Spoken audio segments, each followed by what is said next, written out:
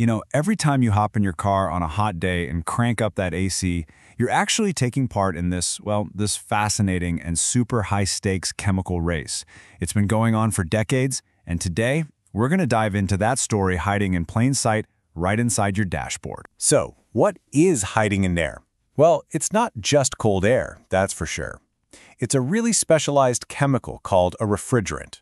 And right now, the battle over which one to use is heating up the entire auto industry, from your daily driver to the most cutting-edge electric cars. And we're not talking about a small problem here. The scale is just massive. By 2035, just for electric vehicles, we're projected to need almost 45 million kilograms of this stuff.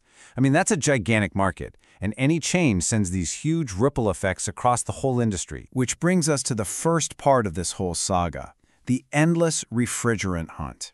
You see, the search for the perfect car coolant, it's this long story of us solving one huge environmental problem, only to find out we've accidentally created a brand new one. It's really like a set of dominoes falling one after another. First, we had CFCs. They got banned, and rightfully so, because they were destroying the ozone layer. So we replaced them with a chemical called R134A, which was great for the ozone, but it turned out to be a really potent greenhouse gas. So that had to go.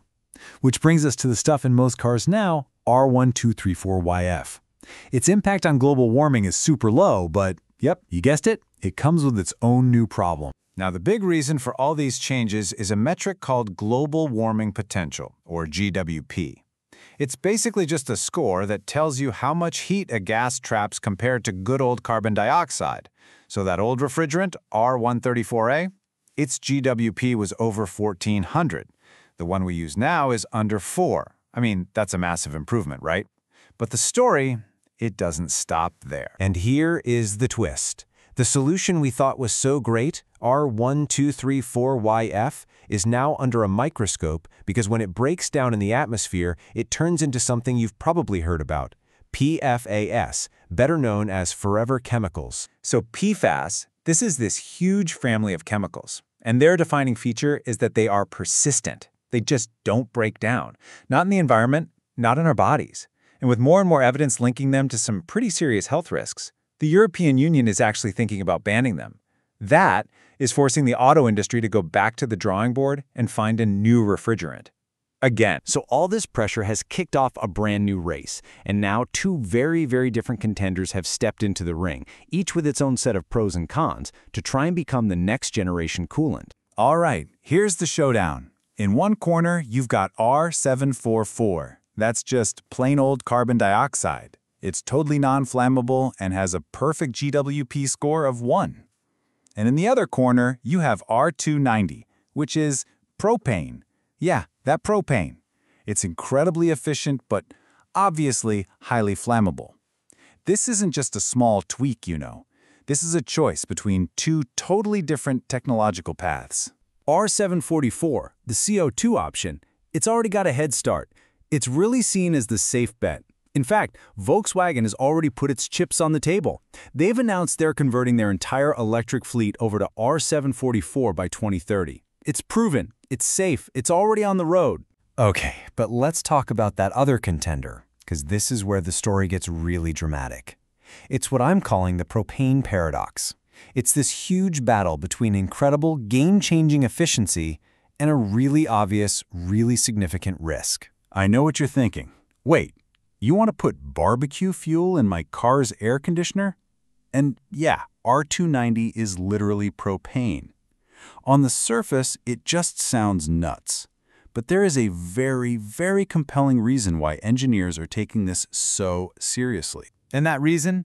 It's all about pure efficiency. An AC system that runs on propane can be around 30% more energy efficient. Now, for an electric vehicle, that's not just a nice to have. That translates directly into more driving range, which, as you know, is the holy grail for every EV owner and car maker out there. But you just can't get around the challenge. R290 is officially classified as an A3 class highly flammable refrigerant. The risk is real. If it leaks, it could be ignited by a tiny spark from any one of the hundreds of electrical parts in a modern car. So how do you possibly make that safe? Well, the answer isn't one simple fix. It's a whole multi-layered safety system. Think of it like a cascade of protections. You start with leak-proof hoses and seals. That's your first line of defense. Then you back that up with flame-retardant materials. But the really clever part is the sensor network. It can detect the tiniest leak and then trigger automatic valves that shut the whole system down in less than half a second. That's long before there's ever any real danger. So here we are at the final leg of the race, choosing the future. And with that potential PFAS ban from the EU just around the corner, the industry, well, it doesn't have forever to make up its mind. So here's where things stand. R744, the CO2 option, it has the early lead. It's safe, it's already out there. R290, the propane, is the high-risk, high-reward challenger, promising that incredible efficiency. And get this, some people are even looking at blending the two, trying to get the best of both worlds. But the clock is ticking. That EU decision on PFAS, it's basically the starting gun that's going to force everyone to pick a side. And in the end, this whole thing might just come down to money.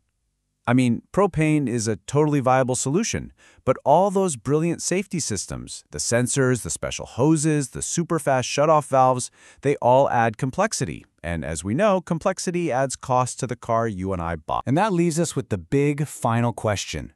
What is the future of cool in our cars going to look like? Is the industry going to go for the ultimate efficiency that propane offers and bet that their engineering can tame the risk? Or will they choose the proven safety of CO2, even if it means leaving some performance on the table? That hidden race is happening right now, and the industry is on the verge of making its decision.